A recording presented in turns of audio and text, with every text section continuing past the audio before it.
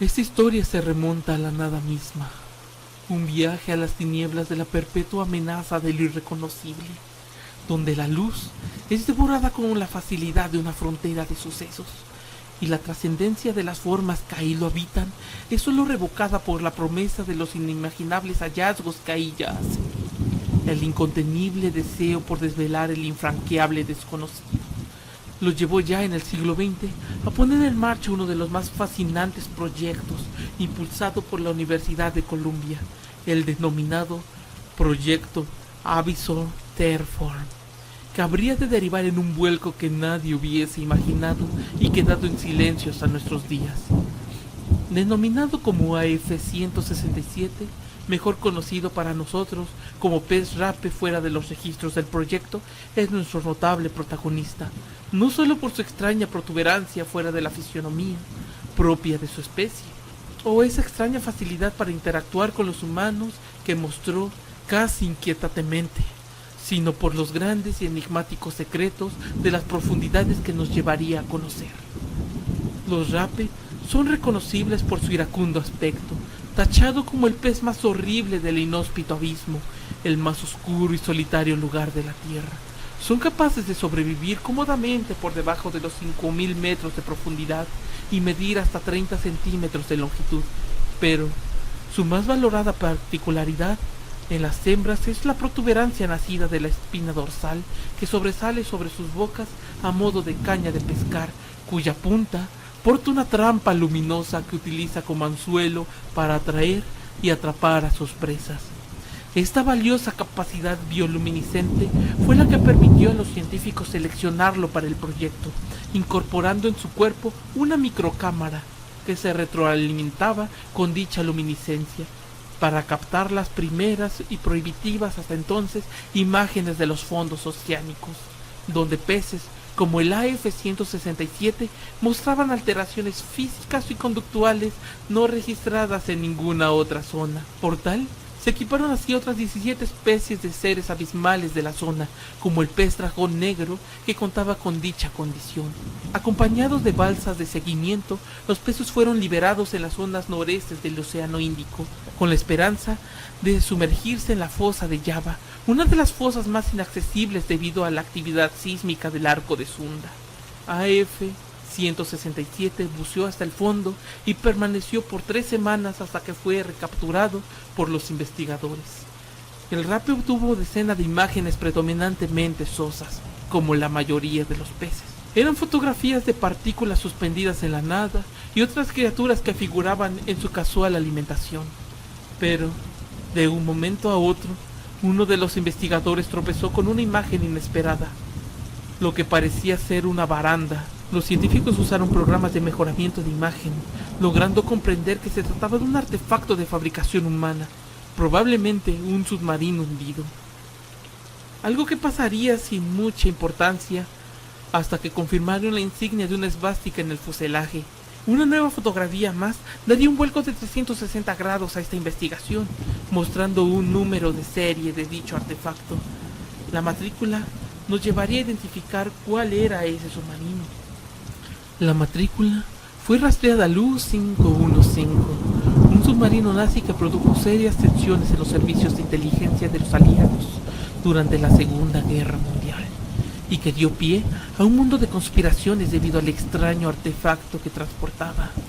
Un proyecto secreto de ingeniería nazi, diseñada a finales de la Segunda Guerra, conocida como la campana de Gumbach, diseñada con el supuesto propósito de viajar en el tiempo, una de las fascinaciones del esotérico Tercer Reich, la cual desapareció súbitamente al ser transportada de Múnich a su nueva ubicación en zona aliada al eje, durante la invasión estadounidense a Alemania. Al respecto, los escépticos mantienen por un hecho que la campana fue un artefacto fallido, que nunca pudo conseguir su propósito, mientras que los más intrépidos y conspiranoicos fantaseaban con la posibilidad de que la desaparición del U-515 y la campana misma demostrara justo lo opuesto, que el submarino y su tripulación desaparecieron porque viajaron en el tiempo.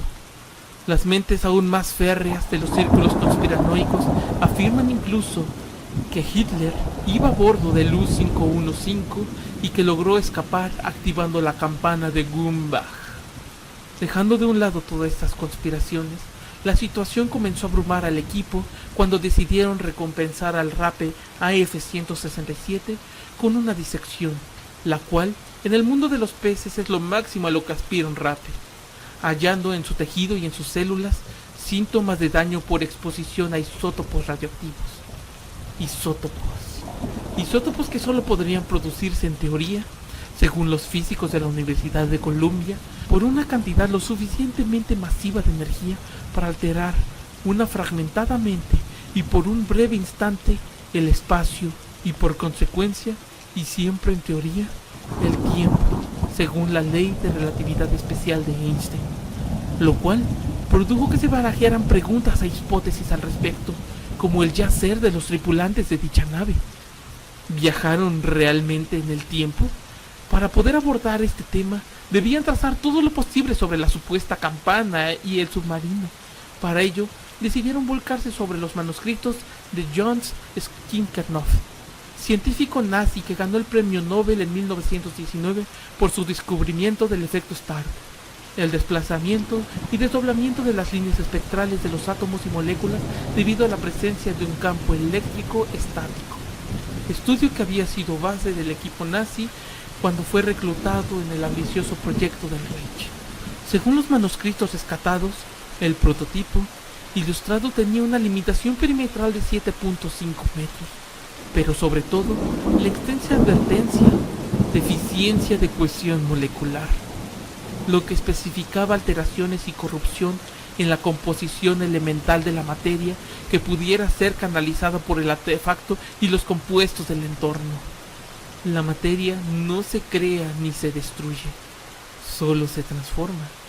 El trasladar un grupo de átomos a otra zona compuesta por otro grupo de átomos solo tiene dos vertientes: o uno de los grupos de átomos es aniquilado o se reivincula el segundo grupo de átomos superpuesto, provocando la inviabilidad de su uso en materia orgánica y materia viva.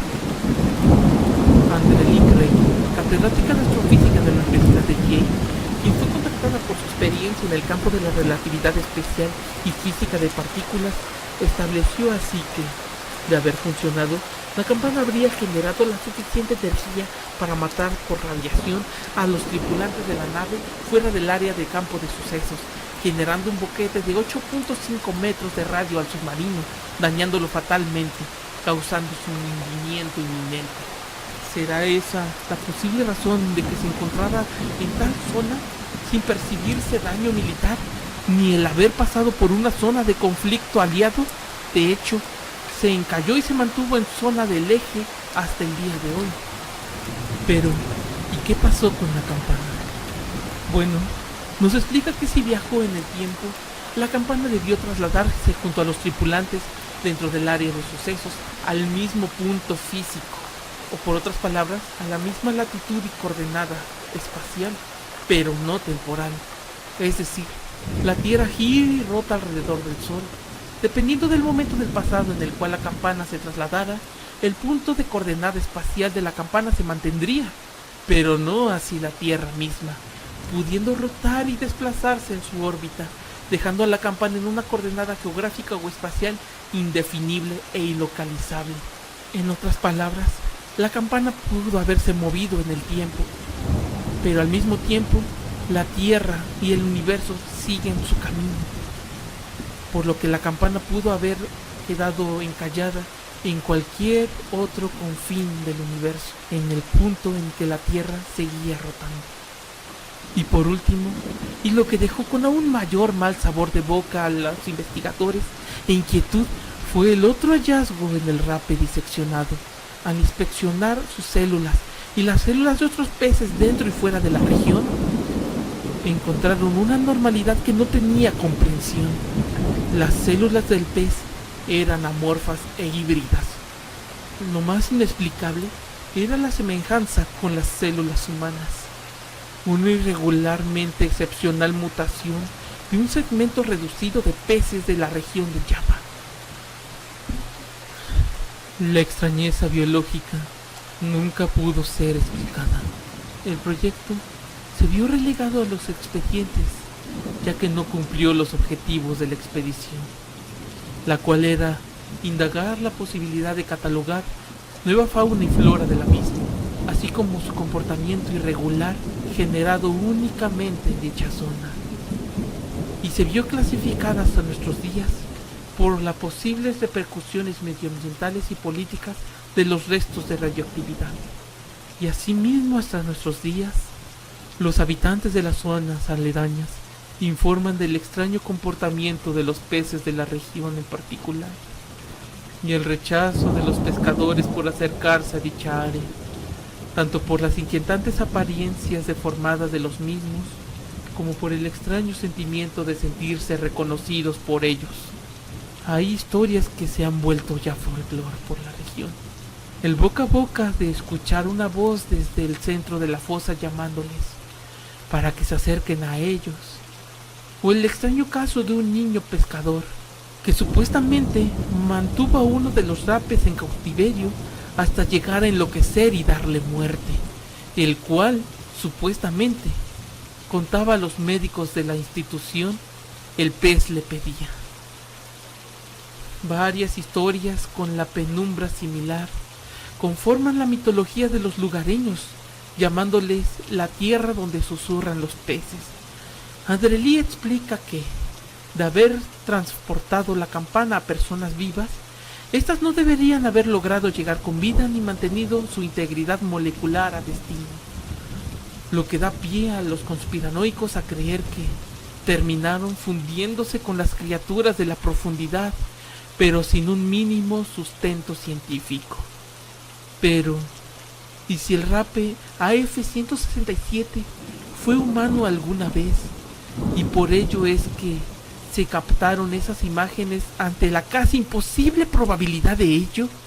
¿Habrá querido a su manera intentar que reconociéramos su verdadera naturaleza? Eso no tiene sentido. Han pasado ya muchos años de hecho. ¿Será que solo quieren ser vistos? ¿Que no se hallan entre ellos mismos? Lo único que queda claro es que hay mucho más que un grupo de peces con anormalidades en el océano que pueden ser fruto del daño de la contaminación en el mar, y que las historias hipotéticas pueden ser solo eso, historias.